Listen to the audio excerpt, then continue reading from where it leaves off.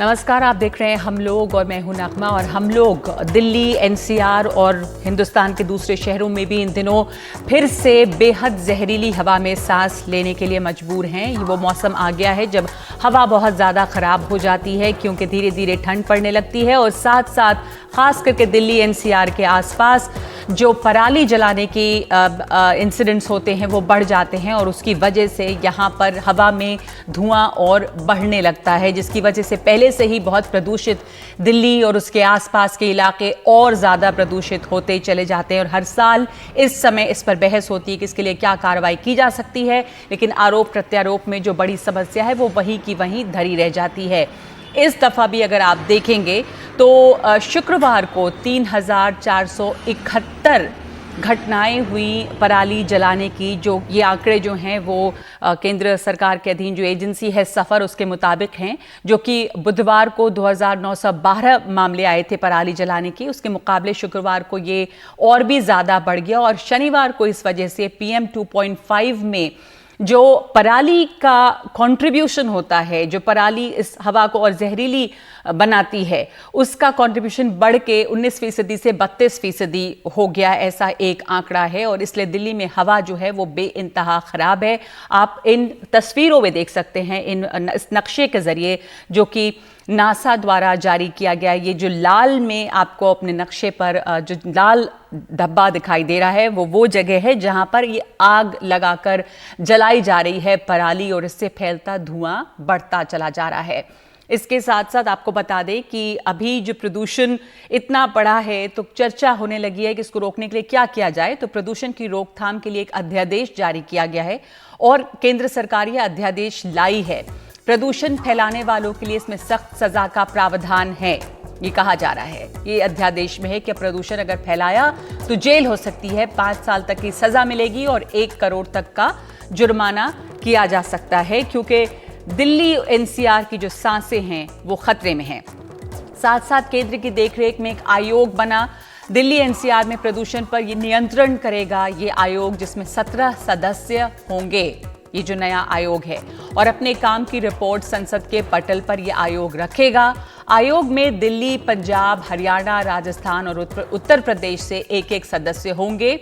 प्रदूषण से जुड़े आदेश और निर्देश सिर्फ यही आयोग जारी करेगा। कहीं और किसी भी फैक्ट्री में जाकर जांच का अधिकार है इसे।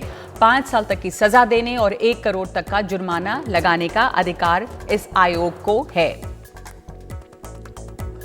और मैं आपको बता दूं कि हमारे साथ इस पर चर्चा के लिए जो मेहमान जुड़ रहे हैं उसमें मौजूद हैं प्रोफेसर कौशल कुमार शर्मा जो JNU से हैं, विमलेंदु झा पर्यावरणविद हैं, चंद्रभूषण हैं जो CEO iForest के हैं, doctor Naresh Trehan chairman MD Medanta अस्पताल। लगातार जैसे जैसे प्रदूषण बढ़ रहा है वैसे वैसे खास करके कोरोना के काल में ये खतरा बढ़ रहा है कि जो लोग बीमार, जो कमज़ोर हैं, जिनकी इम्यूनिटी, जो रोग निरोधक क्षमता होती है वो पहले से अगर कमज़ोर है तो ऐसे केसेस और ज़्यादा बढ़ेंगे। चंद्रभूषण जी, मैं आपसे सबसे पहले पूछना चाहती हूँ कि ये जो एक अध्यादेश आया, एक नया कमीशन बना जिसको कुछ पावर्स दिए गए, और उसमें बात अच्छी ये है कि उसमें अलग अलग जो राज्य हैं, चाहे दिल्ली, पंजाब, हरियाणा, उत्तर प्रदेश, इन तमाम जगह की रिप्रेजेंटेशन है। इससे आपको किस तरह का फायदा दिखता है कि किसी तरह के आदेश जारी किए जाएं, किस तरह से प्रदूषण को कंट्रोल किया जाए? क्या ये बेहतर तालमेल बनाने में आपको लगता है कि कामयाब हो सकता है या बेहतर है ये ऑप्शन? पहले तो नगमा जी, मैं आपको धन्यवाद देना चाहता हूं कि आपने मुझे इस प्रोग्राम पे बुलाया। जहां तक इस नोटिफिकेशन का सवाल है और जो कमीशन बनी है, मेरे अंदाज से ये समझना जरूरी है कि इसके अब तक हमारे पास क्या था और वो काम कर रहा था या नहीं जी। इससे पहले अब तक हमारे पास मल्टीपल एजेंसीज एयर पोल्यूशन को देख रहे थे, जैसे कि सुप्रीम कोर्ट के अपॉइंटेड एप्का हो गई, या ये 5 राज्यों में पोल्यूशन कंट्रोल बोर्ड हैं, या जब विंटर आता था तो उस समय सभी एजेंसियां अपने एक्शन लेना शुरू कर देती थी। बहुत समय वो क्रॉस पर्पस भी होता था। तो हमारे पास अब तक क्या हुआ था कि मल्टीपल एक्टर्स मल्टीपल एक्शन ले रहे थे और एक कंसर्टेड एफर्ट नहीं बन रहा था प्रदूषण को रोकने के लिए। अब तक ये था। जी। तो सरकार में ये सोच है कि हम एक एजेंसी की स्थापना करें जो कि सभी एक्टर्स को एक प्लेटफॉर्म पे लेके आए वायु प्रदूषण को लेके। तो इसका बहुत ही लिमिटेड, एक तरह से आप देखिएगा तो एक जो स्कोप है बहुत क्लियर है कि इन्हें वायु प्रदूषण पे काम करना है। और ये रीजनल अप्रोच ले रहे थे, क्योंकि अब तक अगर हम प्रदूषण को देखें, जैसे कि अभी भी शुरू हुआ है, दिल्ली की लड़ाई पंजाब से शुरू हो जाती है, पंजाब दिल्ली को ब्लेम करता है। तो ये समझना जरूरी है कि वायु प्रदूषण जो है वो रीजनल इश्यू है। एक शहर या एक स्टेट वायु प्रदूषण को सॉल्व नहीं कर सकता है। तो दूसरा जो फायदा मुझे लग रहा है इस एजेंसी से, कि हम रीजनल अप्रोच पे काम करेंगे, और जिसके कारण कि हम जो मेजर पोल्यूटिंग सोर्स हैं, चाहे वो इंडस्ट्रीज हो जाएं या एग्रीकल्चर और स्टबल बर्निंग हो जाए या गाड़ियां हो जाएं या डस्ट हो जाए, जी। राजस्थान में ठीक है। डस्ट मेजर इश्यू है, तो हम उसको हम एड्रेस कर पाएंगे। तो आप इस कह रहे मामले हैं कि इससे एक बेहतर अप्रोच है क्योंकि सब मिलके काम कर सकते हैं। आपको क्या लगता है विमलेंदु, इसके पहले क्या इस तरह की कोई बॉडी नहीं थी? जो ईपीसीए बना था पहले 1998 में सुप्रीम कोर्ट के ऑर्डर के बाद में सेंट्रल गवर्नमेंट ने ईपीसीए बनाया था, environmental pollution and control authority. उसका क्या काम था या वो किस तरह से सक्षम नहीं थी? और ये जो अब नया अध्यादेश आया और एक नया कमीशन बना, वो पहले वाले से किस तरह से बेहतर है? देखिए, मैं चंद्रभूषण जी की एक बात से सहमत हूं कि ये एक एयरशेड अप्रोच है, एक रीजनल अप्रोच है। लेकिन ये कहना कि इस एक कमीशन के बनने से हमारी सारी की सारी जो समस्या है उसका समाधान निकल जाएगा, वो शायद उम्मीद ज्यादा रखना है।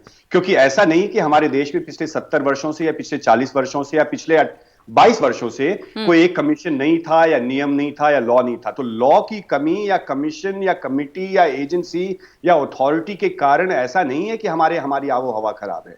हमारी आबो हवा इसलिए खराब है क्योंकि जो एग्जिस्टिंग कमिटीज हैं, क्योंकि ये हवा की जिम्मेदारी तो सेंट्रल गवर्नमेंट की पहले से थी।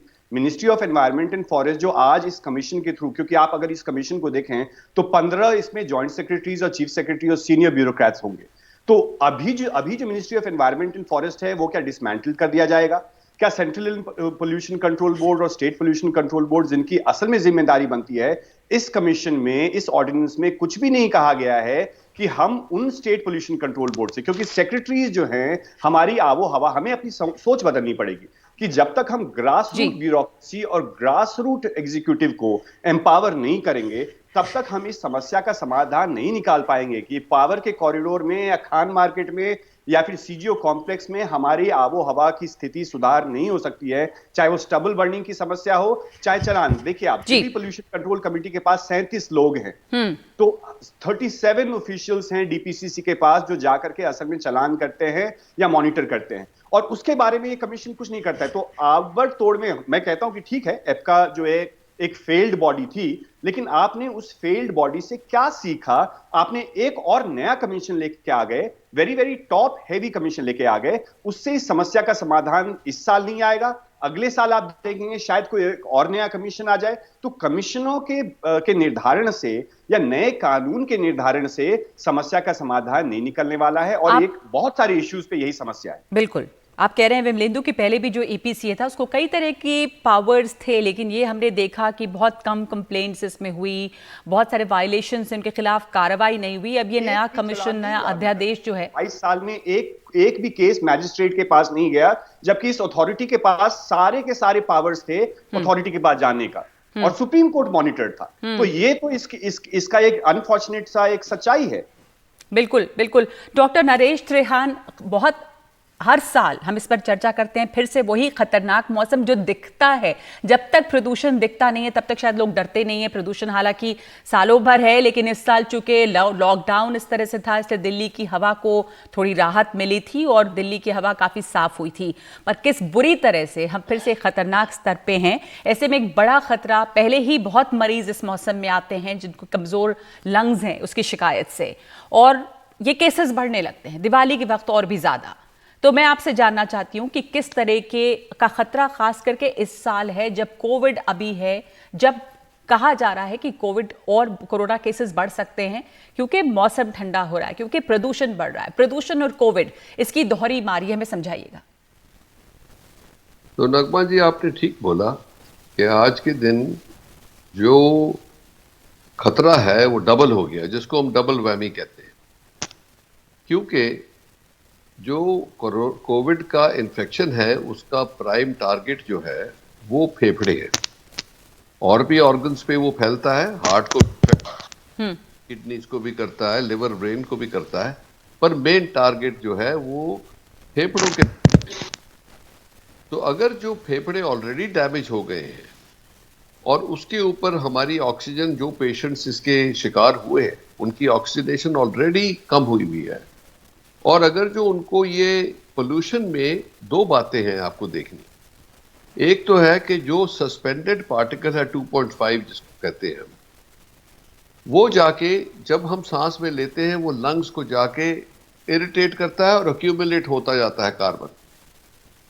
दूसरा, जो गैसेस हैं वो बहुत नॉक्शियस, टॉक्सिक और इरिटेंट है।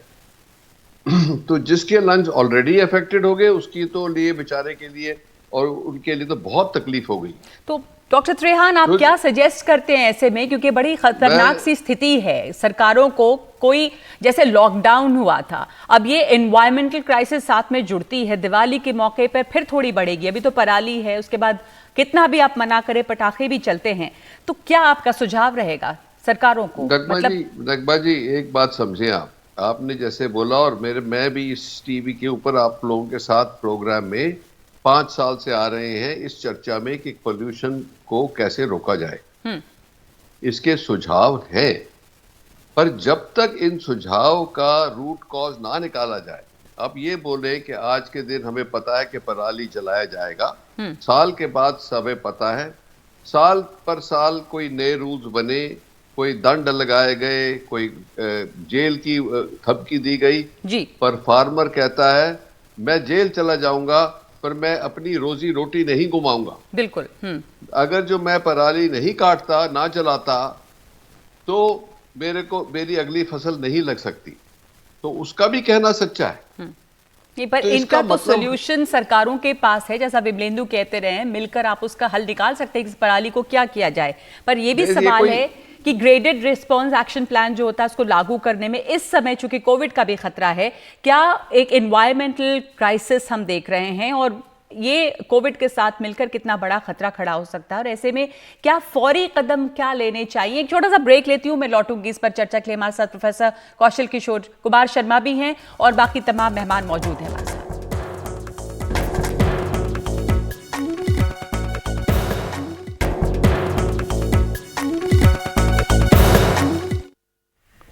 आप देख रहे हैं हम चर्चा कर रहे हैं कि जो हवा खतरनाक और जहरीली होती चली जा रही है दिल्ली और उसके आसपास, उसके लिए जिस तरह के कदम उठाए गए सरकार की तरफ से, क्या वो काफ़ी हैं? क्योंकि हर साल कमीशंस और नए कानून बनते हैं, पर उनका कितना ज़्यादा वो लागू हो रहे हैं और दरअसल क्या ज़रूरत है?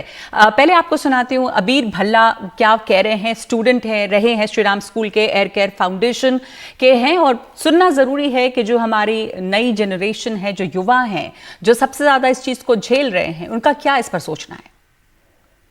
आज सुबह दिल्ली में AQI 348 थी।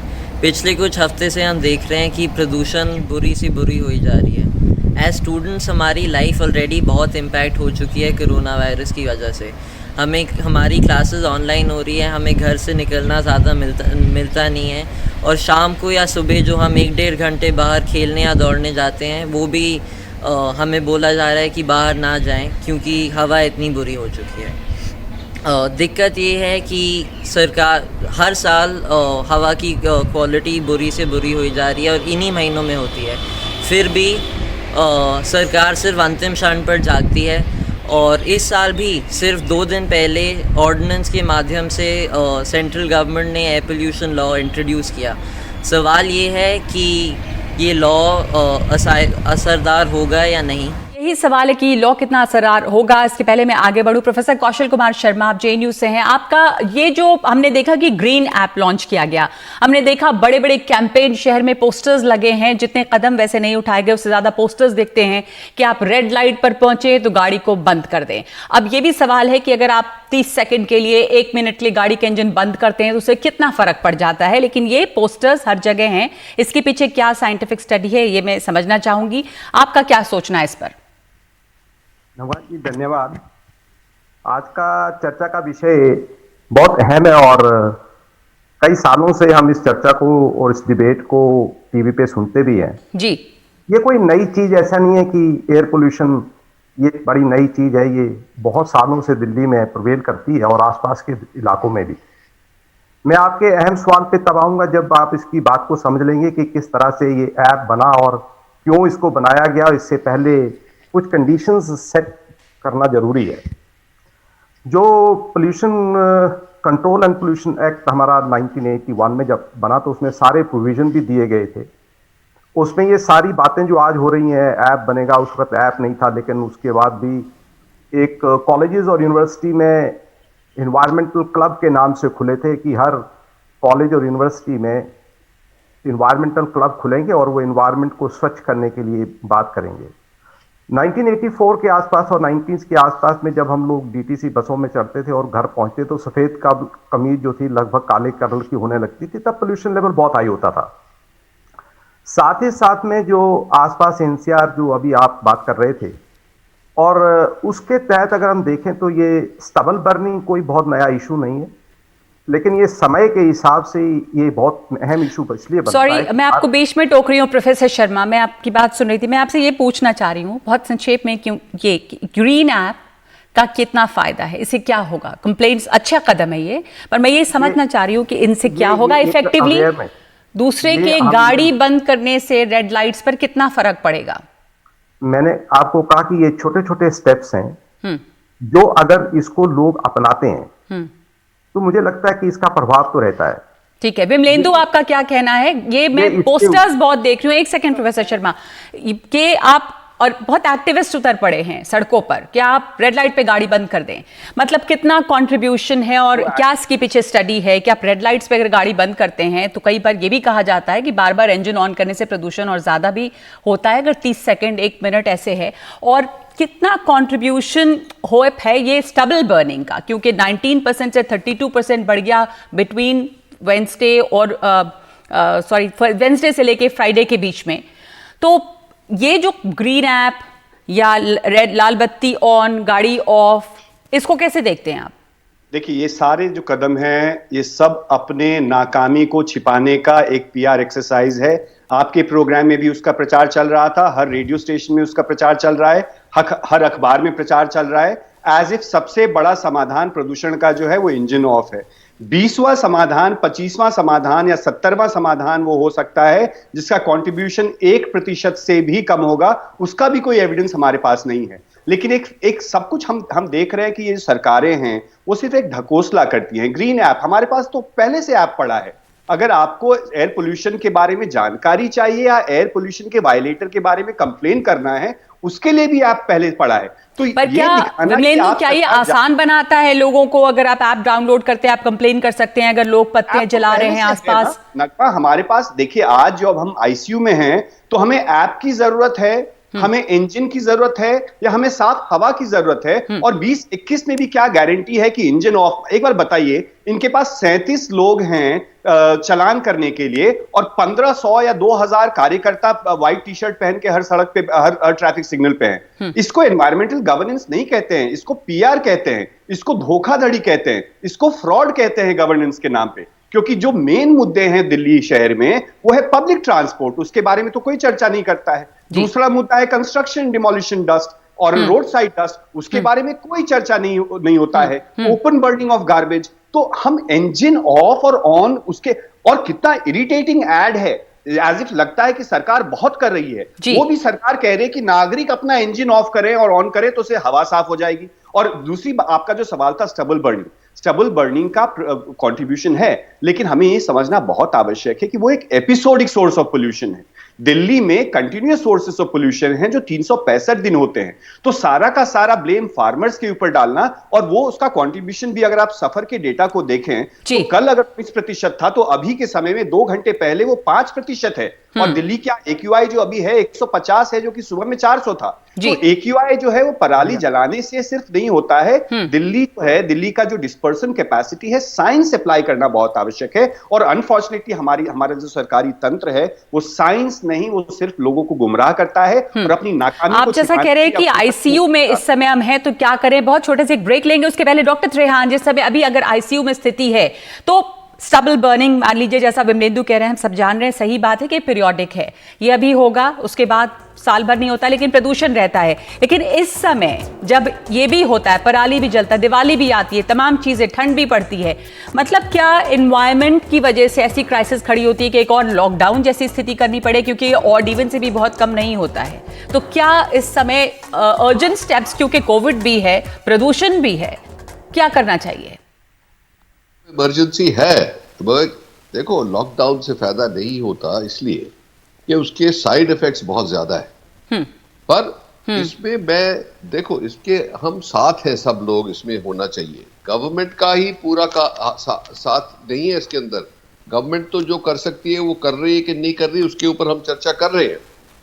जनता को भी ये समझना है कि ये टाइम ऐसा है कि हमें भी जुट के एयर प्रदूषण को कम करना है। इसका मतलब ये है कि आप जो भी चीजें जो नॉक्शियस है, जैसे कंस्ट्रक्शन की बात होती है, इसको इन्फोर्स करना है कि ये कंस्ट्रक्शन जारी रह सकती है अगर जो आप वेट कंस्ट्रक्शन करें, मतलब जो भी डस्ट उड़ाने वाले हैं उनको पहले पानी से डाउस करके, पर डिमोलिशंस और ये तमाम चीजें जारी हैं, बेरोक टोक चल रही हैं, और जब तक इसके ऊपर सख्ती सरकार नहीं करे, पब्लिक यहां पर अपने से, तो ये करती दिख नहीं रही है अभी तक, या ना वो इतनी अवेयरनेस है। वापस लौटती हूँ इस वक्त इस चर्चा पे डॉक्टर त्रेहान और हमारे तमाम पैनलिस्ट विमलेंदु, प्रोफेसर कौशल कुमार शर्मा, चंद्रभूषण जी, तमाम लोग मौजूद हैं। इस ब्रेक के बाद लौटते हैं।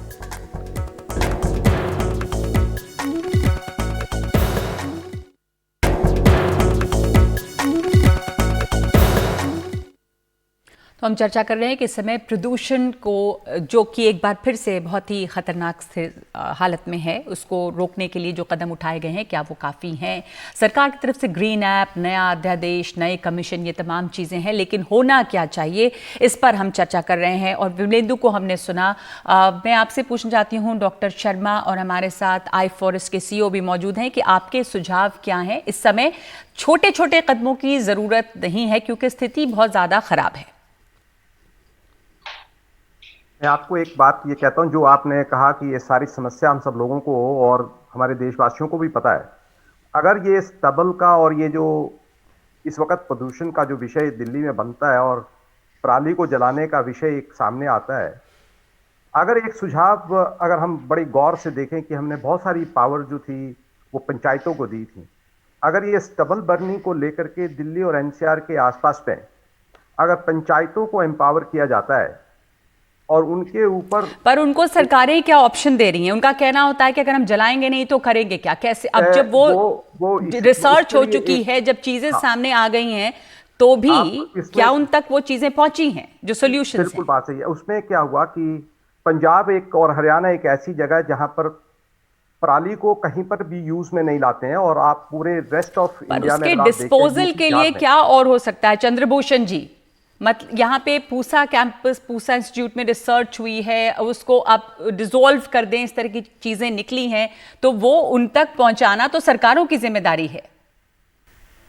देखिए, पराली का जो प्रॉब्लम है वो कंबाइन हार्वेस्टर का प्रॉब्लम है। कंबाइन हार्वेस्टर जहां जहां यूटिलाइज होता है वहां पराली जलाई जाती है, जहां मैनुअल हार्वेस्टिंग होती है वहां पराली नहीं जलाई जाती है। तो आपको कंबाइन हार्वेस्टर को ही रीडिजाइन करना पड़ेगा। अगर क्विकेस्ट सोल्यूशन आप देखना चाहते हैं पराली का, तो आपको कंबाइन हार्वेस्टर रीडिजाइन करना पड़ेगा। जहां तक सवाल है छोटे बड़े क्या करें, मेरे अंदाज से हमारे पास जितने भी ऑप्शन हैं सबको ट्राई करने की अभी जरूरत है।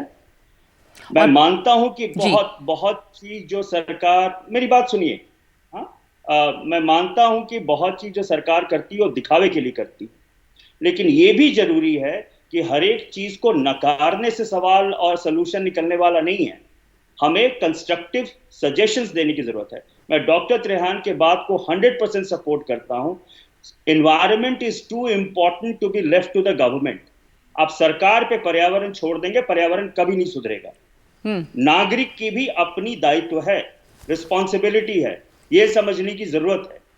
तो मेरे अंदाज से अगर आप पोल्यूशन कम करना चाहते हैं तो सरकारी तंत्र पे तो हमें रिस्पॉन्सिबिलिटी डालनी पड़ेगी। बट हमें लोगों पे भी रिस्पॉन्सिबिलिटी और अकाउंटेबिलिटी ठीक है, इतना ही समय मेरे पास। विमलेंदु, बहुत समय, छोटे समय में कंस्ट्रक्टिव सुझाव क्या देंगे आप? लोगों में अवेयरनेस, जागरूकता बहुत, एनजीओज बहुत लोग फैला रहे, लोग अपनी तरफ से छोटे छोटे कदम भी उठाते हैं, बट पॉलिसी लेवल पे तो सरकारों को इन्वॉल्व करना ही होगा, और ये सिर्फ पराली की बात नहीं है। मैं ये समय जागरूकता फैलाने का नहीं है, जागरूकता बहुत इश्यूज पे फैल चुका है। तो मैं ये इस इश्यू पे मैं किसी भी से भी सहमत नहीं हूं। ये जिम्मेदारी सरकार की है। मैं और आप डीटीसी की बस नहीं खरीदेंगे, मैं और आप जाके स्टबल बर्निंग को नहीं रोकेंगे। ये जिम्मेदारी सरकार की है, तो सरकार से सवाल पूछना पड़ेगा। और सरकार अगर हमारे आंख में धूल झोंकती है ऑन ऑफ और इवन वगैरह, तो उनसे ठोस सवाल उठना पड़ेगा, क्योंकि सिर्फ अवेयरनेस और से नो टू फायर क्रैकर्स और से नो टू स्टबल बर्निंग से हमारा 20 साल जा चुका है। हम इस ढकोसले में और इस पूरे झूठ में नहीं पड़ना चाहते। बिल्कुल, बहुत बहुत धन्यवाद आप लोगों का। सरकार की जिम्मेदारी बनती है, लोगों को जो कदम उठाना है वो उठा रहे हैं, लेकिन जागरूकता बहुत है। जो बड़े बदलाव होने की जरूरत है वो सरकारों के इस पर ही होगी, और ये छोटी छोटी जो स्टेप्स हैं उनसे इस समय बहुत ज़्यादा रास्ता निकल आएगा, ये उम्मीद करना गलत है। शुक्रिया आपका विमलेंदु, प्रोफेसर शर्मा, चंद्रभूषण जी, बहुत बहुत धन्यवाद। हम लोग में इस वक्त हम एक ब्रेक ले रहे हैं।